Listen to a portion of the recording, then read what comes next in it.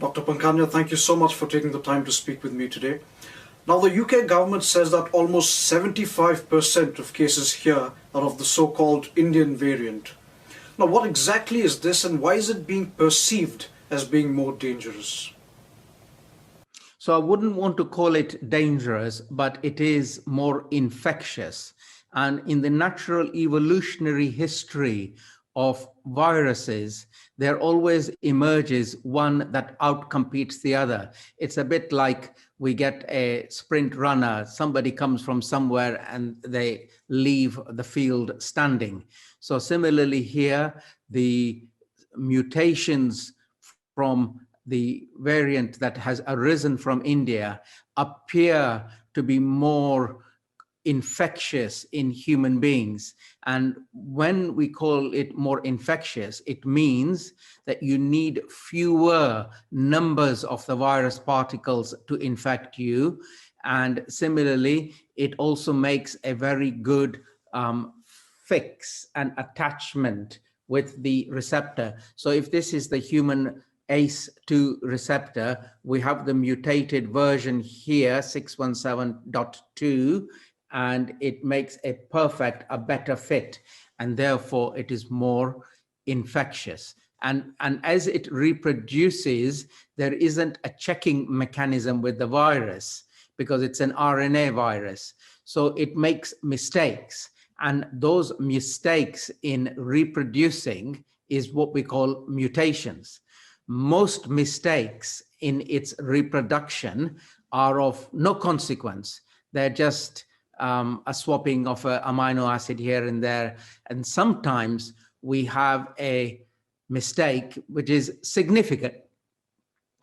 And when that mistake is significant, it either gives the variant an advantage. And that advantage could be, for example, as we are seeing from India, more infectious.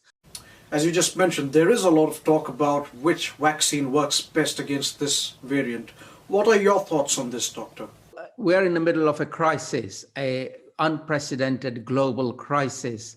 And my advice to anyone, anywhere in the world would be, please take the first vaccine that is offered to you. Because if it is licensed and it has gone through the scrutiny process and given the license by your government, by the World Health Organization, take it. So it is not helpful to sit there creating league tables of one vaccine is much better than the other. What we want is a vaccine that prevents you from ending up in ITU seriously ill. And it appears that all the vaccines that are on the market do achieve that end. And that's what we should be going for. Black fungus infections are taking India by storm. What is it and how is it caused, Doctor? It's very unfortunate to hear about mucormycosis. That's the other technical name for the black fungus you refer to. And it is a perfect storm. It's a perfect unfortunate storm. So let me take you through it. So black fungus occurs in people who are severely immune suppressed. In other words, their immune system is not working very well. So if you are, for example, suffering from uncontrolled HIV, organ transplant, on immunosuppressant drugs, diabetes, that sort of thing.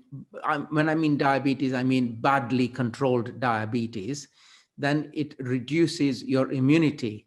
So what we are seeing here in India is a storm, a combination of unfortunate factors coming together. One, people with poor immunity, and it's mostly poorly managed diabetes. Second bit, excessive use of steroids and other immune suppressing drugs. And third thing, COVID-19 disease itself reduces your immunity. So when you put all those three factors together, COVID-19 disease, poorly controlled diabetes, excessive use of steroids, and excessive use of immune suppressant drugs. Any one of those factors all put together, unfortunately, leads to a person getting a fungal infection, a infection that normally we manage to fight off very easily. And once the fungal infection has taken hold, it is very serious. You have to remove that part, so you end up missing a nose or an eye, and you have blockages in your sinus and your face swelling. There is a lot of talk about white fungus and yellow fungus too. How is this different from black fungus? So there will be variations, but the black fungus is particular in that it is very common amongst people with reduced immunity. Other fungal infections are possible, but they're not so invasive. So, you can get, for example, athlete's foot. That is also a fungal infection, but that is not as invasive and as severe disease causing in vital organs. That's the difference. Is black fungus lethal, and what sort of treatments are available for it right now? This black fungus is very serious because it kills 50% of the cases. The treatment is surgical debridement. In other words, you remove the infected tissue surgically, and that may involve removing, for example, the eye, the sinuses, etc. It's very, very serious.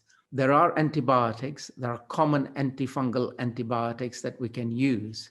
But the trouble is the antifungals were never very good. But that's all we've got. So we have surgery plus antifungal treatment plus restore the person's immune system. That's what's required. So restore, improve the person's immune system. Number 2, antifungals. Number 3, surgical treatment. Doctor, my last question to you is, how can one stay safe from black fungus? What is your advice? So it is important, and there is personal responsibility, and then there is responsibility of other people. So personal responsibility is, please say goodbye to all those desi dawah for the time being, please. We don't know what is contained in those desi dawahs. Sometimes some of these desi dawahs also have a high dose of steroids hidden in it. You don't know, but it's a mixture, it's a concoction. And a lot of them are laden with steroids, etc. So first thing, give them a miss, please. Second thing, keep your diabetes under control. This is really important. Third bit, if you are HIV positive infected, please make sure you are taking your medication and you are remaining in good health. Third, if you are immune suppressed because you have organ transplant and you need to take those immune suppressing drugs, then you also need to be very, very cautious. And the best thing you can do is not to get infected. And also get yourself immunized as soon as you can. So whilst you wait, because you are taking immune suppressant drugs, you're waiting for your vaccine, you be very, very careful. You wear a high quality mask, you wear it properly, and you don't hang around in crowds. You don't go into crowded indoor places. You don't get close to other people, and you keep away to protect yourself. So those are the protection measures that people should take. Now, the other responsibilities upon people who prescribe drugs is steroids should not be given without due thought and consideration.